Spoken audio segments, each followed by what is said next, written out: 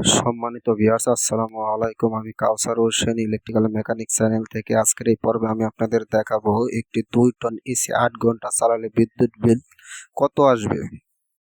আমি গাণিতিকভাবে বোঝানোর চেষ্টা করব। আমরা জানি 1 টন সমান সমান 1000 ওয়াট। তাহলে 1 টন যদি 1000 ওয়াট হয়, তাহলে 2 টন হবে সমান সমান 2000 ওয়াট।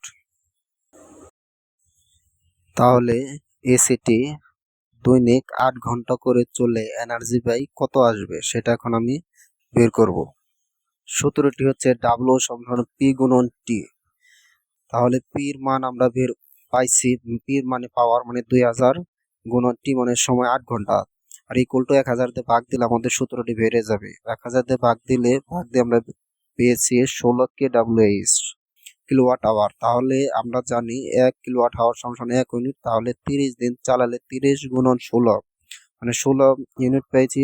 সেক্ষেত্রে গুণ দিলে 480 ইউনিট, 480 ইউনিট আমরা পেয়েছি। এখন আমরা পার ইউনিট 7 টাকা করে হিসাব করলে 480 গুণন 7, তাহলে 3360 টাকা।